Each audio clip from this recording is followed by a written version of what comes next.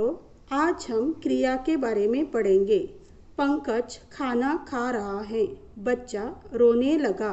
मंथन कुर्सी पर बैठा। पेड़ से फल गिरा। पहले वाक्य में खाने की क्रिया हो रही है, दूसरे वाक्य में रोने की क्रिया हो रही है, तीसरे वाक्य में बैठने की क्रिया हो रही है, तो चौथे वाक्य में गिरने की क्रिया हो रही है। इसलिए इन क्रियाओं को हम मुख्य क्रिया कहते हैं। जो शब्द क्रिया का बोध कराते हैं, कौन सी क्रिया हो रही है यह बताती हैं, उन्हें हम मुख्य क्रिया कहते हैं। अब हम सहायक क्रिया के बारे में देखेंगे। पंकज खाना खा रहा है। बच्चा रोने लगा। सुमिता खेलना चाहती है। सुमीर पेड़ पर चढ़ सकता है। कल्पना को पढ़ाई करनी पड़ी।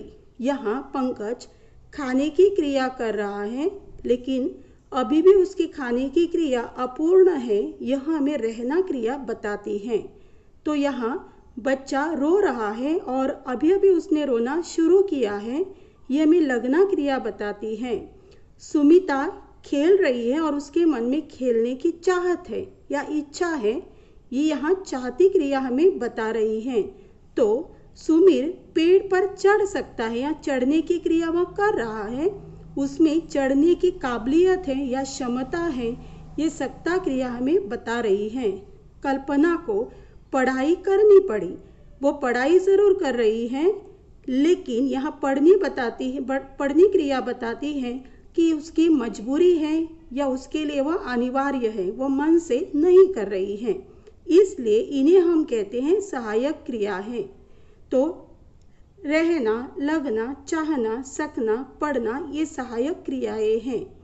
क्योंकि ये ऊपर लिखी हुई क्रियाएं मुख्य क्रियाओं को अर्थ की दृष्टि से सहायता करती है, इसलिए उन्हें हम सहायक क्रिया कहते हैं। अब हम देखेंगे स्वाध्याय के बारे में। यहाँ निम्नलिखित वाक्यों में से सहायक क्रियाओं को छांटकर लिखना है। जैसे अरुण काम कर चुका। करने की क्रिया यहाँ मुख्य है, तो चुकना ये सहायक है, इसलिए यहाँ मैंने लिखा हुआ है कि चुकना सहायक है। जंगल में हमें शेर दिखाई पड़ा। यहाँ देखना ये मुख्य क्रिया है और पढ़ना ये सहायक क्रिया है। अब तुम्हें इन 4 वाक्यों में से सहायक क्रिया पहचान कर लिखनी है। रमेश जल्दी जाग उठा। सोनाली ने मकान खरीद लिया। शेर ने हिरन को मार डाला। सोहन गाड़ी चला सकता है। एक बात हमेशा ध्यान में रखो, मुख्य क्रिया और सहायक क्रिया के मेल से जो क्रिया बनती है उसे हम संयुक्त क्रिया कहते हैं। जैसे यहाँ है कर चुका, दिखाई पड़ा, जाग उठा, खरीद लिया, मार डाला और चला सकता है। कुछ बातें जो हमें ध्यान में रखनी है उसके बारे में मैं तुम्हें बताना चाहती हूँ। क्रिया का जब सहायक क्रिया में प्रयोग करते हैं समय हमें संयुक्त क्रिया होनी आवश्यक है। जैसे वह चिल्ला उठा, मैं खाना खा चुकी। चिल्ला उठा, खा चुकी, ये संयुक्त क्रिया है।